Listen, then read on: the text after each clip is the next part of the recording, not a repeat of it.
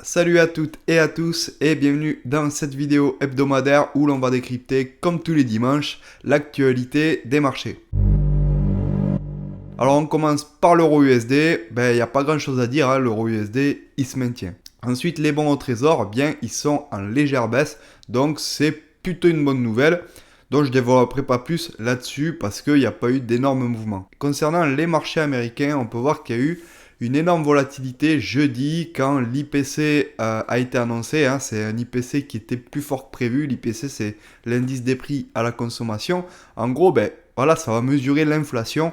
Et on peut voir que malgré toutes les actions qu'a mis en place la Fed et la BCE, là c'est surtout la Fed dans ce cas-là parce que c'est les États-Unis, ça n'a pas vraiment porté ses fruits parce que l'inflation continue de grimper et ne baisse pas. C'est pour ça que les marchés ont fortement réagi. On se demandait pourquoi les marchés ont fortement baissé et ensuite, ils ont fortement monté. Alors l'explication, c'est qu'il y avait les 50% de Fibonacci et il y avait la moyenne mobile 200 semaines. Non, je déconne. Non, en fait, il y a une explication un peu plus sérieuse à ça. Lorsque les actions ont chuté, jeudi, toutes les couvertures baissières se sont retrouvées dans la monnaie. Les puts qui ont atteint un record de 100 milliards de dollars par jour. Ce qui a entraîné une énorme brûlure du delta, alors que les traders se précipitaient à vendre leur position vendeuse parce que les 3500 c'est quand même un gros niveau. Ce qui a forcé les brokers, couverts par le delta, à acheter les contrats à terme de manière agressive en déclenchant un mouvement massif vers le haut. Alors que les contrats à terme sur les actions sont vendus, l'indice de volatilité CBOE, un indicateur de l'anxiété des marchés lié aux options du SP500, a en fait chuté, signe de prise de bénéfices par les traders couverts et d'un delta squeeze. Donc en fait, en gros, c'est une sorte de rebond technique. Alors maintenant, on va parler de matières premières, les matières premières qui sont assez intéressantes à trader en ce moment.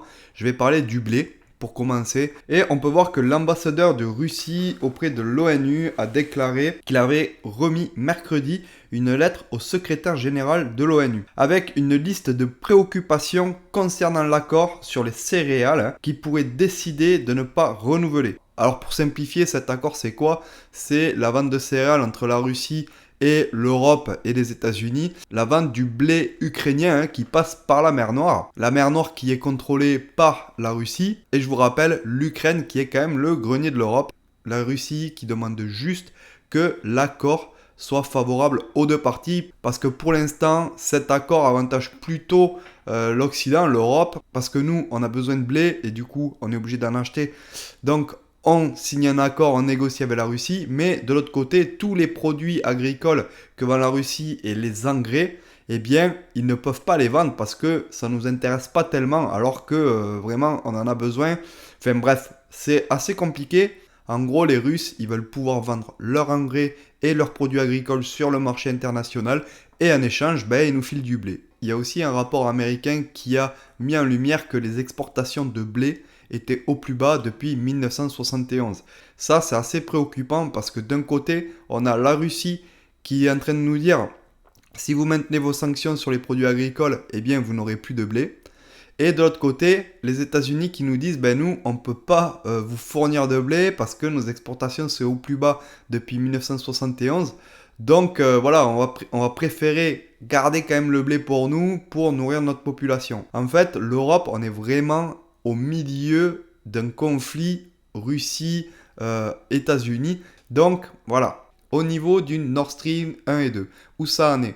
Je vous avais dit déjà, il y a 2 semaines, il me semble que les Russes continuaient à balancer du gaz sous pression pour pas qu'il y ait de l'eau de mer qui rentre dans les conduites du Nord Stream, parce qu'après, une fois que l'eau de mer rentre dans les conduites, c'est foutu. Ils ont pu évaluer les dégâts, ça y est, et ils ont pu voir que sur la ligne B du Nord Stream 2, elle n'avait pas été touchée. C'était une ligne qui était complètement intacte et les livraisons pouvaient reprendre rapidement. Et ensuite, il y avait 3 autres lignes qui, elles, étaient endommagées, mais qui étaient sauvables. On pouvait les réparer sous 2 mois. Mais le président Poutine a dit lors de la semaine de l'énergie en Russie que si les Européens voulaient que les exportations reprennent et que la Russie répare son pipeline, il fallait que les Européens se comportent en adultes. Il a aussi dit que les organisateurs de l'attentat sur le Nord Stream sont ceux à qui ça profite. Nous, en Europe, les réserves de gaz sont pleines à 91%, donc là, on n'a pas trop à s'inquiéter pour cet hiver. Mais il y a quand même un nouveau phénomène qu'on n'avait jamais vu. En fait, vu que le Nord Stream n'apporte plus de gaz, ça c'était un gaz qui n'était pas forcément stocké, c'était un gaz qui passait directement dans les lignes pour envoyer aux personnes, aux gens, c'est-à-dire qu'il n'y avait pas besoin d'infrastructure pour stocker ce gaz, c'était vraiment du gaz à flux tendu et après on stockait ce dont on avait besoin, le surplus, dans les réserves. Vu qu'il n'y a plus le Nord Stream pour fournir ce flux tendu de gaz, eh bien il y a des pays au nord de l'Europe surtout qui n'ont pas la capacité de stocker tout ce qu'elles consomment. Donc, vu qu'ils n'ont plus ce flux tendu de gaz qui arrive de Russie, eh bien, ils sont obligés de trouver des stratégies. Et en fait, les stratégies qu'ils ont trouvées, c'est assez malin, c'est qu'ils commandent des bateaux pleins de gaz, pleins de GNL aux États-Unis. Une fois les bateaux arrivés, ils leur disent, bon, ben nous, on n'a plus de place dans les réserves, donc on va vous payer pour rester là, à attendre qu'on ait assez de place dans les réserves pour vous décharger. Et ça, c'est assez dangereux parce que avant, le gaz, eh bien, il venait par pipeline, c'était assez court le chemin. Mais là, vu que le Nord Stream, on ne sait pas s'il va redémarrer, eh bien le voyage est assez long quand même en bateau. Et les bateaux, il n'y en a pas beaucoup. Il faut quand même du temps pour construire ce genre de bateau. Donc on ne met pas sur pied une flotte de bateaux comme ça pour remplacer un pipeline. Donc le temps qu'on perd avec les bateaux qui sont en attente dans les ports, eh bien c'est du temps où les bateaux ne font pas le voyage retour, se chargent et reviennent chez nous. Alors cet hiver, on n'aura pas vraiment de problème à se chauffer, on n'aura pas vraiment de problème à avoir assez de gaz parce que les réserves sont pleines. Mais l'hiver prochain, la saison 2023-2024, eh bien là, il va y avoir des petits problèmes d'approvisionnement parce que si il n'y a plus de Nord Stream pour fournir des quantités de gaz comme ça et qu'on maintient toujours les sanctions avec la Russie, il n'y aura pas assez de bateaux, la flotte de bateaux pour transporter le gaz ne sera pas assez importante pour remplir les réserves de l'Europe. Alors pour finir, on va parler du pétrole. L'OPEP+, qui a revu à la baisse ses estimations de croissance mondiale. Ça veut dire qu'ils ont revu à la baisse la consommation mondiale de pétrole. Donc ils ont revu à la baisse leur augmentation de production de 500 000 barils jour. Je le rappelle, l'OPEP qui produit 29,7 millions de barils par jour. Suite à cette décision, eh bien les Américains ont réagi. Et la Maison-Blanche a dit que cette baisse de l'augmentation de production était motivée politiquement contre les États-Unis. Et le président Biden a dit qu'il y aurait des conséquences contre les Saoudiens pour ce qu'ils ont fait avec la Russie. L'Arabie Saoudite, elle, a répondu et a expliqué qu'avec la baisse des prévisions de la croissance, elle n'avait pas d'autre choix que de baisser ses prévisions de production. Et que cette décision n'avait rien à voir avec les États-Unis. Et Joe Biden qui a récemment affirmé que la pandémie de Covid-19 était terminée. Il a poursuivi en disant qu'il y avait toujours un problème avec le Covid-19 et qu'il travaillait toujours dessus. Mais juste après, il a dit, regardez, personne ici ne porte de masque et tout le monde se porte bien. Donc le président Biden se veut très rassurant envers son électorat par rapport à la pandémie de Covid-19.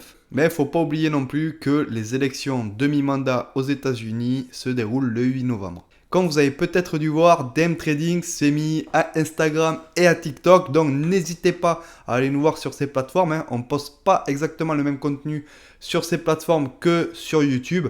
Donc franchement, abonnez-vous, likez, ça fait toujours plaisir. Et on se retrouve la semaine prochaine. Allez, à plus, ciao!